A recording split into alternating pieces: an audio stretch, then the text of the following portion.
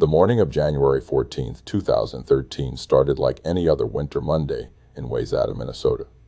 The sun hadn't fully risen yet, just a pale glow creeping across the horizon, turning the frozen expanse of Lake Minnetonka into something that looked almost otherworldly in the pre-dawn light. Sarah Mitchell, a dental hygienist who'd lived in the area for 15 years, laced up her running shoes the same way she did every morning before her shift, her breath already forming small clouds in the frigid air of her mudroom. She preferred running in the cold, fewer people, clearer thoughts, the crunch of snow under her feet like a meditation. She grabbed her headphones, stepped outside into air so cold it burned her lungs, and started her usual route along the lake path. 3 miles out, 3 miles back, home by 7. Except this morning, at mile 2, something stopped her dead in her tracks. At first, she thought it was a coat, maybe a dark blanket someone had dropped on the ice near the shore. But as she got closer, squinting against the glare of early light on snow, her brain started assembling the shape into something it didn't want to recognize. A hand, pale fingers curled upward through a thin layer of ice and snow. Sarah's scream shattered the morning silence, sending a flock of winter birds exploding from nearby trees. Before we continue this story, take a second to hit subscribe and like this video. Your support helps bring these forgotten stories to light. Within 20 minutes, the quiet lakeside path transformed into a scene from a nightmare. Squad cars lined the narrow road, their lights painting the white landscape in alternating red and blue. Yellow crime scene tape fluttered in the wind coming off the lake. First responders worked carefully, methodically, breaking through the ice to retrieve what Sarah Mitchell had found. By the time the sun fully rose, everyone knew. The body belonged to a woman, young, and she hadn't been in the water long, maybe a few days at most. Detective Mark Halloran, a 20-year veteran of the Wayzata Police Department, stood at the edge of the scene with his hands shoved deep in his coat pockets, watching the medical examiner's team work. He'd seen deaths before, plenty of them, but something about this felt different. Wrong. Lake accidents happened, especially in winter when people got careless on the ice, but this woman was fully clothed, dressed for indoors, not outdoors, and she was too close to shore for it to be a simple fall through weak ice. When they finally pulled her from the frozen water, Halloran's stomach dropped. He recognized her face. Not well, but enough. He'd seen her at community events, at the elementary school during a safety assembly. He'd spoken at last fall. The dark hair, the gentle features. Clara something. A teacher. The identification came quickly once they ran her fingerprints and checked missing persons reports. Clara Hoffmann, 34 years old, reported missing by her father just 48 hours earlier.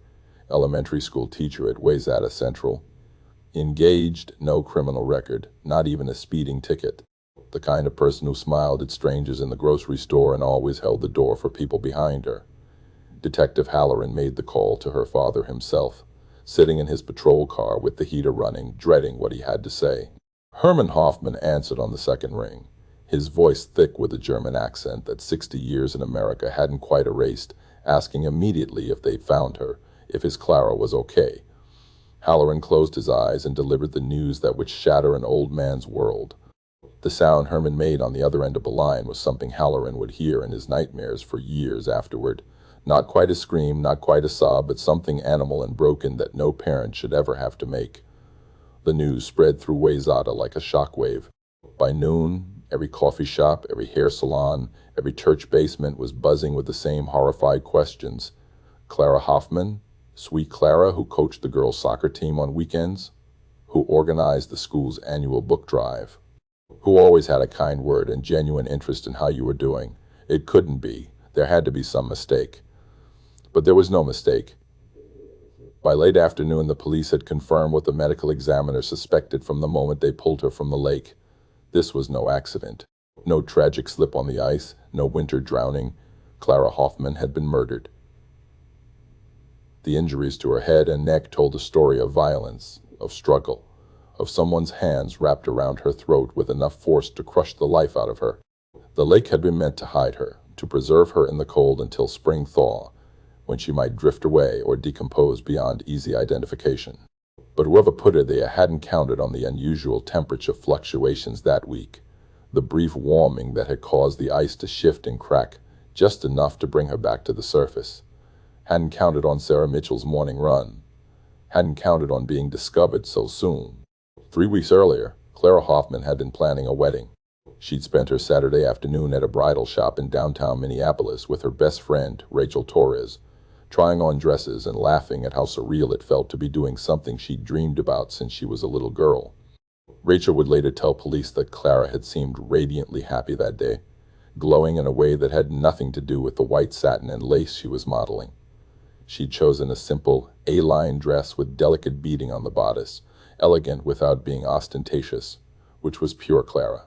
She never wanted to be the center of attention, even on what was supposed to be her special day. The wedding was planned for May, a spring ceremony in the small Lutheran church, where her mother's funeral had been held 22 years earlier. Her fiancé, David Chen, had proposed on Christmas Eve, getting down on one knee in her father's living room in front of the tree they'd all decorated together, Herman watching with tears in his eyes, already knowing what was coming because David had asked his permission weeks before. It was old-fashioned, and it was perfect. And Clara had said yes before David could even finish his rehearsed speech. Clara and David had known each other since high school, though they hadn't started dating until years later, reconnecting at a mutual friend's barbecue when they were both in their late 20s. David was an accountant at a mid-sized firm in Minneapolis, quiet and methodical, the kind of steady presence that balanced out Clara's natural warmth and spontaneity. He wasn't flashy or romantic in the traditional sense, but he loved her in the way that mattered most to Clara. Consistently, reliably, with a deep respect for who she was. They built a life based on Sunday morning pancakes and crossword puzzles, evening walks around the neighborhood, and the kind of comfortable silence that only comes when two people truly know each other. They talked about children, about someday buying a house with a big backyard, about growing old together like Herman and his late wife had before cancer took her. Clara had already picked out pink colors for the nursery they'd eventually create, soft yellows and greens because she wanted to be surprised by the gender. She had her whole future mapped out in her mind, bright and full of promise. Her students adored her. At Wayzata Central Elementary, Clara taught 3rd grade, the age where kids are just starting to read chapter books on their own and beginning to grasp bigger concepts about the world. She had a gift for making learning feel like play, for turning math problems into treasure hunts and spelling tests into games. She stayed late most afternoons, helping kids who struggled, calling parents to celebrate small victories, organizing art projects that covered her classroom walls in explosions of color. She spent her own money on books for her classroom library and kept a drawer full of snacks for students she knew didn't always have breakfast at home. On her desk, she kept a photo of her mother, taken before the illness, a beautiful woman with the same dark hair and gentle smile that Clara had inherited. Colleagues say Clara sometimes talked to the photo when she was alone in her classroom, updating her mom on her life, on David, on the wedding plans, as if the barrier between the living and the dead was just a thin veil that love could penetrate. Her relationship with her father was the bedrock of her life. Herman Hoffmann had raised her alone after his wife Margaret died when Clara was 12, and he'd done it with a fierce dedication that shaped everything Clara became. He worked double shifts as a carpenter to afford the little extras, to keep her in soccer and piano lessons, to make sure she never felt the absence of her mother in material ways, even though the emotional absence was a wound that never fully healed for either of them. Sunday dinners at Herman's house were sacred, had been for as long as Clara could remember. Pot roast or schnitzel or sauerbraten, recipes from the old country that Herman cooked from memory, the kitchen filling with smells that brought back Clara's childhood in waves. They'd eat together, just the two of them for years, and then with David added to the table once they got serious. And Herman would tell stories about his youth in post-war Germany, about coming to America with nothing but a suitcase and a dream, about meeting Margaret at a church social and knowing immediately she was the one. Clara cherished these dinners, cherished her father's stories even though she'd heard them hundreds of times. After her mother died, these Sunday evenings became the rhythm that held them both together. The last time anyone saw Clara alive was Friday, January 11th, at approximately 4:30 in the afternoon.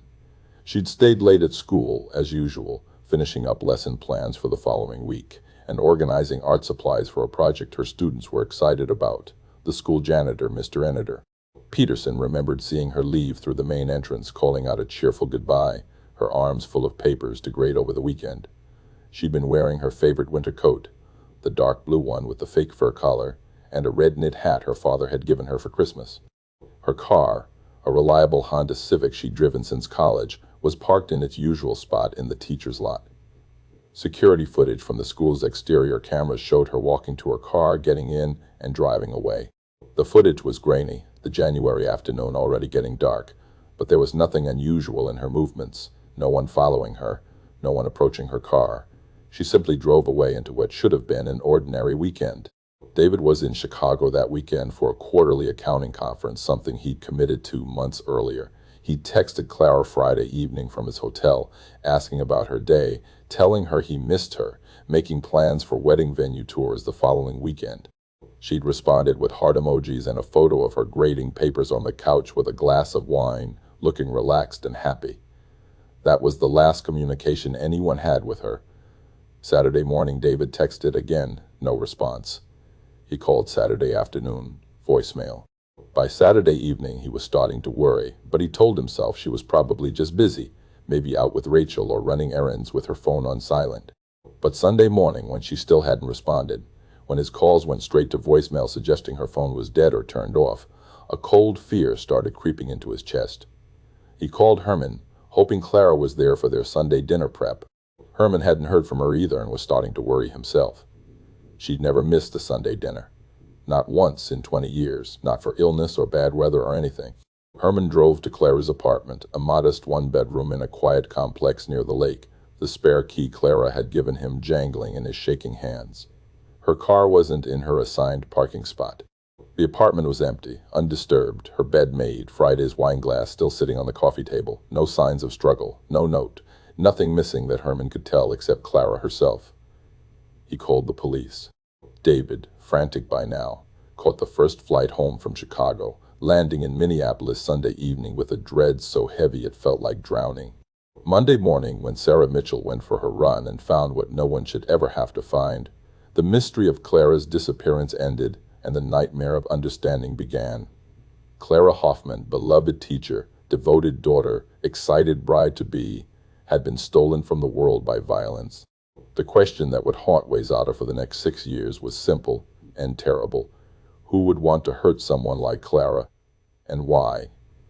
The autopsy results came back on Tuesday afternoon, and Detective Halloran read the report 3 times, his jaw tightening with each pass. The medical examiner's findings were clear and devastating. Clara Hoffmann had been strangled, manually. Someone's hands around her throat, squeezing until she couldn't breathe, until her struggles weakened, until she died in terror and confusion, probably never understanding why this was happening to her. The defensive wounds on her hands suggested she'd fought, tried to claw at or attack her, tried to break free. This wasn't quick. This wasn't a moment of sudden violence. This was sustained, personal, the kind of murder that required looking someone in the eyes while you killed them. And that changed everything. The crime scene told a story that investigators would spend years trying to fully understand. When the forensic team arrived at Lake Minnetonka that frozen January morning, they found more than just a body beneath the ice. They found evidence of violence, of struggle, of a life taken deliberately and with force. Clara Hoffmann hadn't slipped and fallen through weak ice during a winter walk. She hadn't succumbed to the elements in some tragic accident. The bruising around her neck, the defensive wounds on her hands, the fibers under her fingernails, all of it screamed murder. The medical examiner's report would later confirm what Detective Mike Patterson suspected the moment he saw her. Clara had been strangled, her body dumped in the lake in a desperate attempt to hide the crime. The killer had hoped the ice would conceal her until spring, when decomposition might destroy crucial evidence. They'd almost succeeded. Clara's car became the second crime scene. It sat in the parking lot near the lake's public access point, driver's door slightly ajar, her purse still on the passenger seat with her wallet, credit cards, and $63 in cash untouched. Robbery wasn't the motive. Her phone was missing, and investigators theorized the killer had taken it, perhaps worried about location data or text messages that might reveal their identity. The snow that had fallen over the weekend had been both a curse and a small blessing. It had obscured some footprints and tire tracks that might have led directly to the killer, but it had also preserved the timeline. Based on the snow accumulation in and around the car, Forensic analysts determined it had been parked there sometime Friday evening or early Saturday morning before the heaviest snowfall began. That narrow window became the focus of everything. The investigation moved quickly in those first weeks. Detective Patterson assembled a team of 8 investigators, and they began with the uncomfortable but necessary step of looking at the people closest to Clara. Statistics don't lie. Most murder victims know their killers, and intimate partner violence accounts for a significant portion of homicides involving women. David Chen, Clara's fiancé, became the first person they needed to eliminate or confirm as a suspect. The problem was that David had been 250 miles away in Chicago when Clara disappeared. He'd attended a 3-day accounting conference at the Palmer House Hilton, checking in Thursday afternoon and not checking out until Sunday morning. Hotel keycard records showed him entering his room multiple times throughout the weekend. Conference attendance logs had his signature at Friday morning and afternoon sessions. Security footage from the hotel restaurant showed him having dinner Friday night with 3 colleagues, and those colleagues confirmed he'd been with them until nearly midnight, discussing tax code changes over too many drinks in the hotel bar. But investigators dug deeper anyway, because alibis can be constructed and accomplices exist. They pulled David's phone records and found dozens of text messages sent to Clara throughout the weekend, each one growing more concerned and confused by her silence. "Hey babe, how'd the venue tour go?" On Saturday morning. "Clara, you okay?" "Getting worried on Saturday evening. Please call me. Your dad says you're not answering him either. I'm scared." On Sunday. They interviewed every single person at that conference who'd interacted with David. They examined his and Clara's financial records looking for insurance policies or hidden debts. They spoke to friends, co-workers, family members. Everyone said the same thing. David and Clara were genuinely, almost annoyingly happy together. High school sweethearts who'd found their way back to each other after college. No fights, no affairs, no secrets. David Chen wasn't just innocent, he was destroyed. When Detective Patterson interviewed him the second time, 3 days after Clara's body was found, David could barely speak through his grief. His hands shook as he held a photo of Clara, taken just a month earlier at a Christmas party, her smile bright and her eyes full of life. Patterson, a 20-year veteran who'd seen his share of crocodile tears from guilty partners, believed him completely. The investigation expanded outward. Teachers and staff at Wayzata Central Elementary were interviewed one by one. Clara had been universally beloved, the kind of teacher who remembered every student's birthday and stayed late to tutor kids who struggled with reading. But there was one uncomfortable detail that emerged.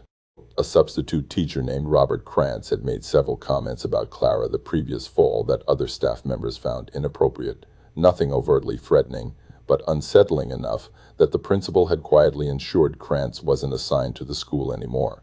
Comments about Clara's appearance, about how lucky her fiancé was, lingering too long in the hallway outside her classroom. When investigators brought Krantz in for questioning, he became defensive and nervous, which only heightened their suspicion. But his alibi was airtight. The weekend Clara disappeared, Krantz had been in Duluth visiting his elderly mother in a nursing home. The nursing home sign and sheets, security footage, and interviews with staff and his mother all confirmed he'd been there from Friday afternoon through Sunday evening. Another dead end. The possibility of random violence haunted everyone. Wayzata was a quiet, affluent suburb where people left their doors unlocked and children rode bikes freely through tree-lined streets. The idea that a stranger could have targeted Clara, could have attacked her in a moment of opportunity, terrified the community in a way that almost felt worse than a personal motive. At least personal motives could be understood, prevented, learned from. Random violence was chaos, and chaos meant no one was safe. Police expanded their search to known offenders in the area. They looked at parolees, at men with histories of violence against women, at anyone who'd been flagged for concerning behavior. They chased dozens of leads that went nowhere. A man who'd been seen near the lake that weekend turned out to be a bird watcher photographing winter eagles.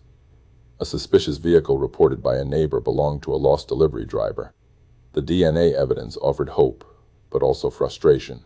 Skin cells found under Clara's fingernails during the autopsy proved she'd fought back, scratching at her attacker hard enough to collect their genetic material. The DNA was male, definitively not David Chen or Robert Krantz or any of the other persons of interest they'd tested. But when investigators ran it through CODIS, The FBI's combined DNA index system, they got nothing, no matches. Whoever killed Clara Hoffmann had never been arrested for a serious crime, had never had their DNA entered into any criminal database. It was the best evidence they had, and completely useless without someone to compare it to. Herman Hoffmann became the face of the case, though he never sought that role. Clara's father, a man who'd worked with his hands his entire life building furniture and cabinets, now spent his days building a different kind of legacy for his daughter. He attended every press conference, standing beside Detective Patterson with his weathered face and thick German accent, pleading for information. He mortgaged his house to offer a $50,000 reward for information leading to an arrest. He printed thousands of flyers with Clara's photo and posted them across 3 counties. Every Sunday he visited her grave, bringing fresh flowers even in winter when he had to brush snow off the headstone. People who knew Herman said he aged a decade in those first 6 months. The man who'd once been robust and active, who'd built a beautiful oak dining table for Clara's upcoming wedding, became stooped and gray, consumed by grief and the desperate need for answers. David tried to stay, tried to help, tried to keep Clara's memory alive in the town where they'd planned to build their life together. But everywhere he looked, he saw her. The coffee shop where they'd spent Sunday mornings, the park where he'd proposed, the school where she taught, where children still asked about Miss Hoffmann with tears in their eyes. 6 months after her death, David moved to Seattle, and though some people whispered about his leaving, those closest to him understood. Grief has no instruction manual, and sometimes survival means removing yourself from the places where every corner holds a ghost. The first anniversary of Clara's death came and went with a vigil attended by hundreds. The second anniversary had fewer people. By the third anniversary, it was mostly just Herman, Detective Patterson, and a handful of Clara's fellow teachers standing in the cold, lighting candles that the wind kept extinguishing. This is what happens with cold cases. The public's attention drifts to newer tragedies, newer mysteries. The news cycle moves on. Life continues for everyone except the family left behind, for whom time stops on the day they got the worst news of their lives. Detective Patterson retired in 2016, handing the case file to Detective Sarah Lindstrom, who'd been a rookie patrol officer the day Clara's body was found. Lindstrom had never forgotten that morning, the sight of Herman Hoffmann collapsing when they told him his daughter was dead, the sound of his grief echoing across the frozen lake. She promised herself then that if she ever had the chance, she'd fight for Clara. Now, as a detective, she read through every page of the investigation file, looking for something everyone else had missed. But there was nothing. Just a DNA profile that matched no one and a victim who deserved justice that seemed further away with each passing year. By 2018, 5 years after Clara's murder, the case existed primarily in file boxes in the basement of the Wayzata Police Department and in the heart of an aging father who visited a grave every Sunday. Herman's health had deteriorated. He'd had a minor stroke.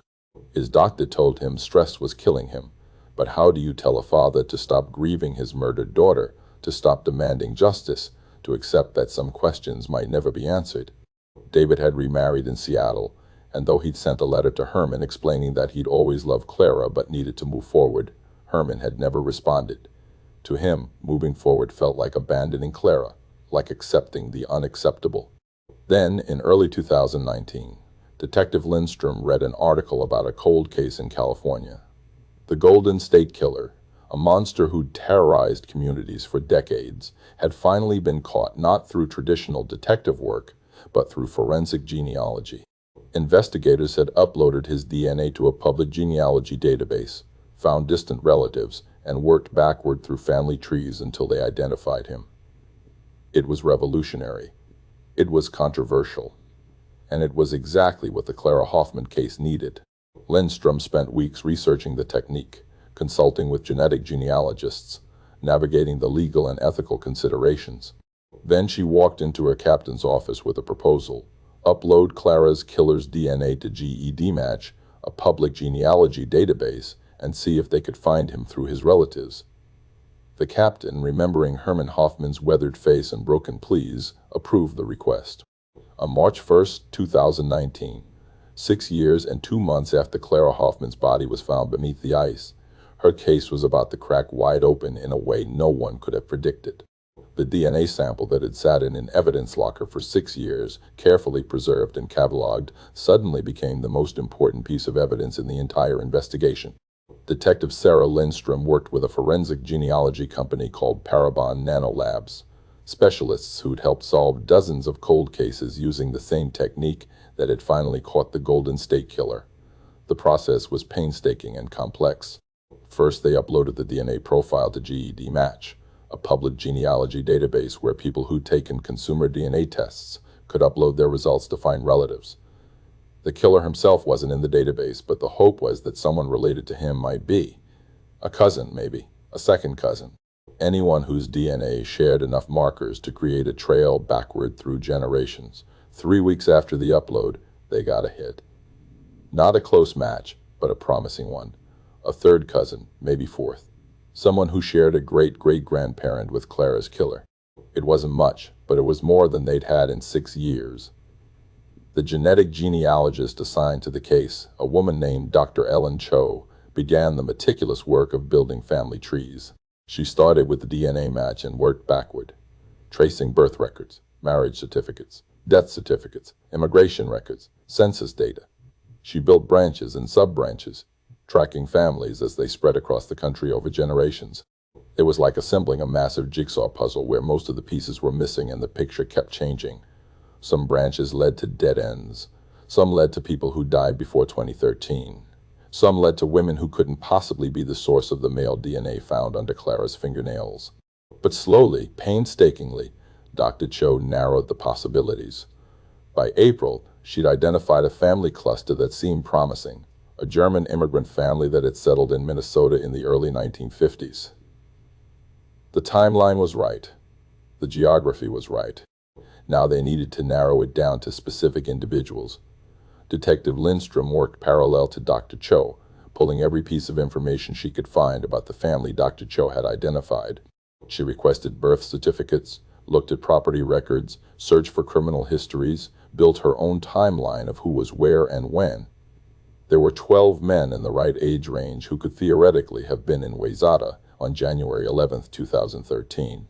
12 possibilities that needed to be investigated, eliminated, or confirmed.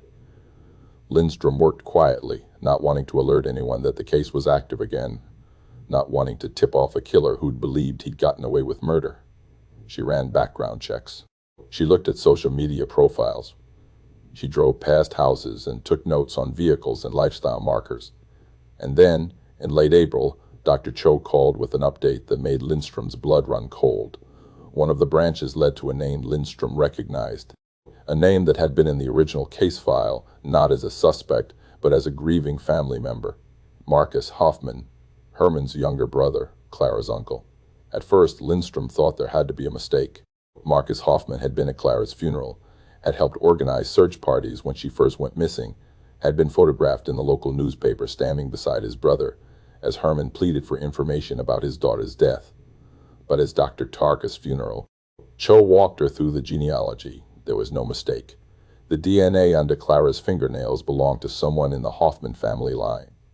And when they narrowed it to males of the right age in the right geographic location, Marcus was the most likely match. He was 52 years old when Clara was killed, unmarried, living alone in a small house in Minnetonka just 8 miles from where her body was found. He worked as a maintenance supervisor at a commercial property management company, a job that gave him access to dozens of buildings and irregular hours. He'd never been arrested, never been in trouble, which explained why his DNA wasn't in CODIS. To everyone who knew him, Marcus was quiet, reliable, devoted to his older brother, especially after Herman's wife died. He was the uncle who'd shown up to Clara's school plays and soccer games, who'd helped Herman navigate the American systems that still confused him decades after immigrating, who'd fixed things around Herman's house and refused payment because family didn't charge family. Lindstrom felt sick. If this was true, if Marcus Hoffmann had killed his own niece, it meant Herman had spent 6 years grieving with his daughter's murderer at his side.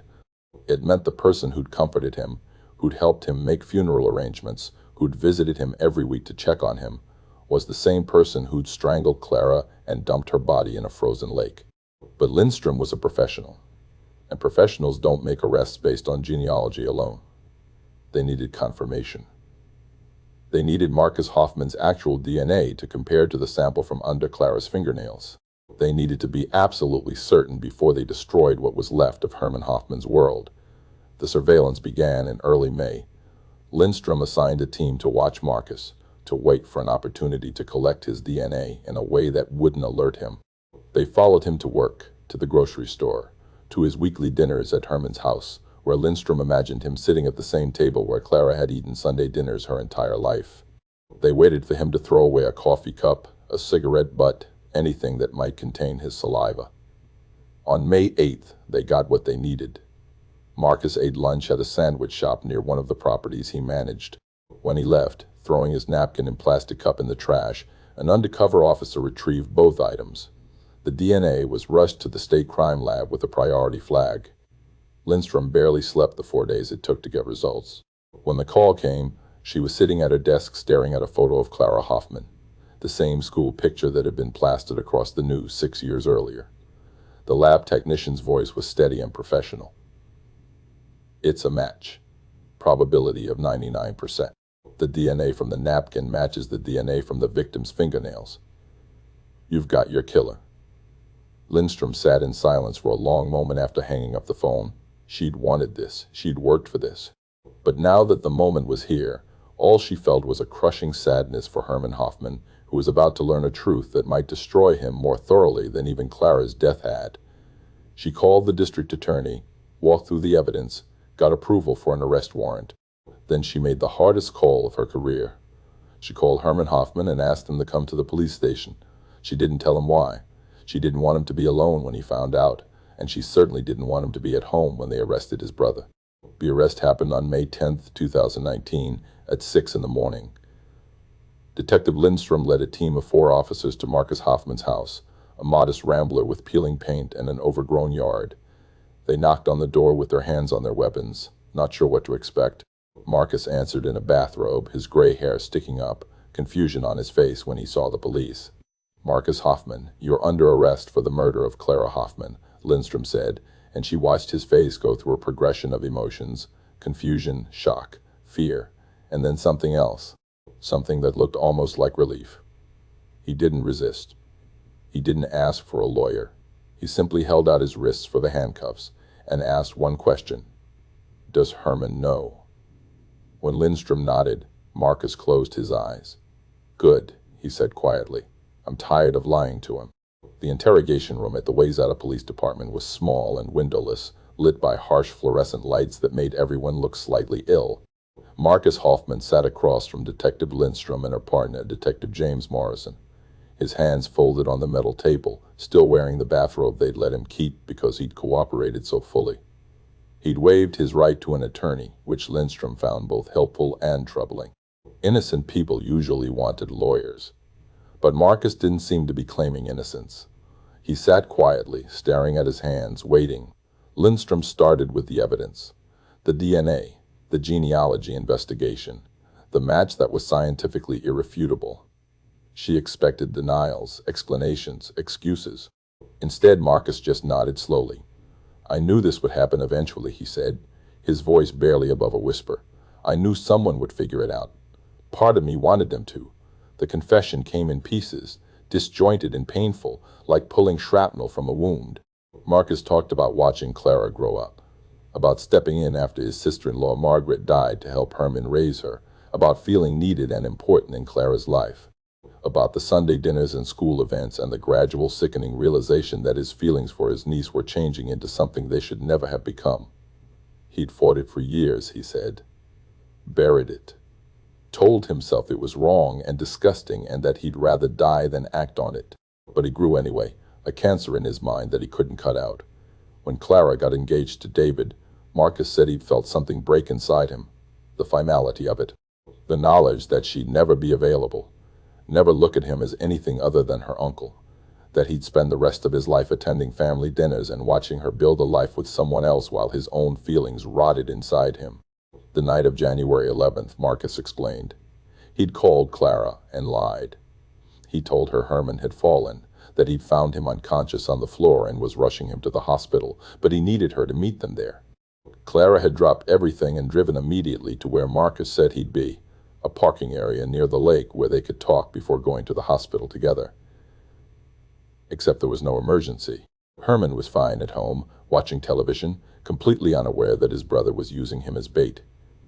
When Clara arrived and realized Marcus was alone, that there was no ambulance, no emergency, she'd been confused at first and then angry as the truth started dawning on her. Marcus had tried to explain his feelings, tried to make her understand. And Clara, sweet Clara, who'd never wanted to hurt anyone, had responded with horror and disgust. She'd told him he was sick, that she was going to tell her father everything, that she was going to tell David. She'd backed away from him, reaching for her phone. And Marcus, in a moment he said he'd replayed in his mind 10,000 times, had grabbed her, tried to stop her from calling, tried to make her listen. But Clara fought back. She'd scratched at his face and neck, trying to break free. And Marcus, panicking, had put his hands around her throat to make her stop screaming. He'd squeezed. He'd felt her struggle weaken, and then she was gone. The disposal of her body had been methodical, almost mechanical. Marcus said he'd gone into a kind of shocked autopilot. He'd driven her car to the lake access point, carried her body to the ice, used a rock to break through the thinner areas near the shore, and pushed her under, arranging snow and ice over the opening to conceal it. He'd taken her phone and destroyed it, smashing it into pieces and scattering them in dumpsters across 3 counties. He'd gone home, showered, bandaged the scratches on his neck and face, and then he'd called Herman the next day to ask if he'd heard from Clara. He'd helped search for her. He'd stood beside his brother at the press conferences. He'd attended her funeral and watched Herman weep over a casket, knowing he was the reason it was closed. The guilt, Marcus said, had been unbearable. But so was the fear of being caught, of facing what he'd done, of seeing the look in Herman's eyes when he found out. So he'd lived with it, carried it like a stone in his chest for 6 years, visiting his brother every week and wondering if today would be the day the truth came out. Detective Lindstrom listened to all of this with a professional mask that hid her revulsion. When Marcus finished, she asked him one question. "Did you plan to kill her that night?" Marcus looked up, his eyes red. "No, I just wanted to talk to her, to explain. I thought maybe she'd understand." Lindstrom kept her voice level. "She was your niece, Marcus. She was family, and you strangled her because she wouldn't listen to your confession of feelings that should never have existed." Marcus flinched at the word strangled, but didn't deny it. "I know what I am," he said quietly. "I know I'm a monster." The trial of Marcus Hoffmann began in October 2019 and lasted 3 weeks. The prosecution, led by Assistant District Attorney Jennifer Klein, presented the genealogy evidence, the DNA match, and the full recorded confession. They called Dr. Confession, Ellen Cho, to explain the science of genetic genealogy. They called the medical examiner to describe Clara's injuries. They showed the jury photos of Clara alive, smiling, full of promise, and then they showed them what Marcus had reduced her to.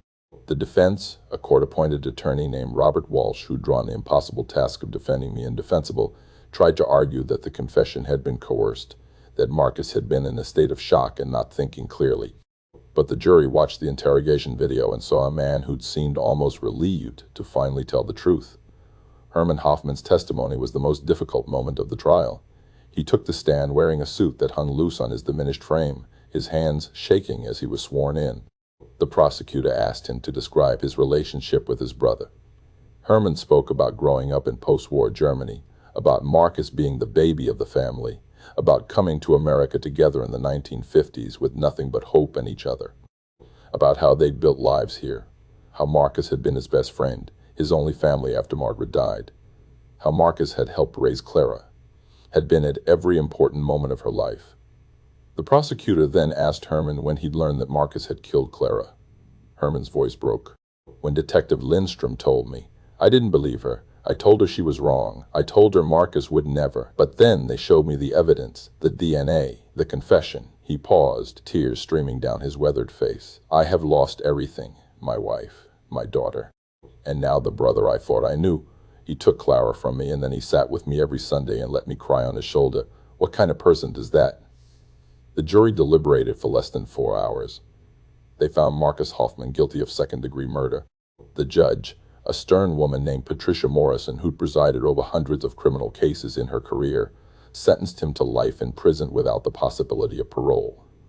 As the sentence was read, Marcus showed no emotion. He simply stood, accepted the sentence, and was led away in chains. He never looked at Herman, who sat in the gallery with David Chen beside him, the two men united in their grief and betrayal. In the months after the trial, Herman tried to rebuild what remained of his life. He stopped visiting Marcus in prison, ignoring the letters Marcus sent, trying to explain, trying to apologize. Some betrayals, Herman decided, severed even blood. He continued his Sunday tradition of visiting Clara's grave, but now the conversations were different. He could tell her that justice had been served, that her killer was in prison, that the truth was finally known. David flew in from Seattle several times to check on Herman, and slowly they rebuilt a relationship. Two men who'd loved Clara learning to exist in a world without her. David established the Clara Hoffmann Memorial Foundation, which provided funding for forensic genealogy investigations in cold cases. If Clara's case could be solved this way, how many others might be too? Detective Sarah Lindstrom kept a photo of Clara on her desk, right beside her computer monitor. Not the school picture that had been in all the news reports, but a candid shot she'd found in Clara's apartment during the original investigation. Clara laughing at something off camera, her whole face lit up with joy, caught in a moment before she knew what darkness was waiting for her. Lindstrom looked at that photo every day and thought about the victims who were still waiting for justice, still waiting for science and determination to catch up with the people who'd stolen their futures. She thought about Herman Hoffman, who'd lost everything and somehow kept breathing anyway. She thought about the fact that evil doesn't always announce itself with obvious signs. Sometimes it sits at your dinner table and asks you to pass the salt. Where are you watching this from today? Drop a comment and let us know. These stories matter. They remind us that justice doesn't have an expiration date, and that even the coldest cases can be solved when determination meets innovation. Clara Hoffmann was a teacher who believed in second chances, who stayed late to help struggling students, who saw the best in people. The cruelty of her death was that it came at the hands of someone she trusted absolutely, someone who should have protected her, her uncle, her family. But in the end, it was Clara herself who helped catch her killer. The DNA she'd fought to collect under her fingernails, those skin cells she'd scratched away in her final moments of terror and resistance, became the evidence that brought Marcus Hoffman to justice 6 years later. She'd reached from beyond the grave and pointed investigators toward the truth. The case of Clara Hoffmann is closed now. The file box is stored away in archives, the evidence logged and preserved. But her story lingers, a reminder that sometimes the greatest evil wears the most familiar face, and that the people we trust most can harbor the darkest secrets. Herman Hoffman is 82 now, his health fragile, his world smaller. He still lives in the same house where Clara grew up, where the oak dining table Marcus built sits unused because Herman can no longer bear Sunday dinners. On the mantel, Clara's graduation photo sits beside her mother's, two women taken too soon, two lights extinguished by forces beyond their control. And every Sunday, without fail, Herman drives to the cemetery with fresh flowers, brushing snow or leaves from Clara's headstone depending on the season, and tells his daughter about his week, about the foundation David created in her name, about the other families who found justice through the same forensic genealogy that solved her case. He tells her he's sorry he didn't see what Marcus was, sorry he brought a monster into her life disguised as family. And then, before he leaves, he tells her one more thing, the same thing every single week. You fought back, my Clara. You gave them what they needed to catch him. Even in your last moments, you were brave. I'm so proud of you. The wind carries his words across the frozen Minnesota landscape, and somewhere in the distance a bird calls out, its voice breaking the winter silence like hope breaking through grief, persistent and impossible to ignore.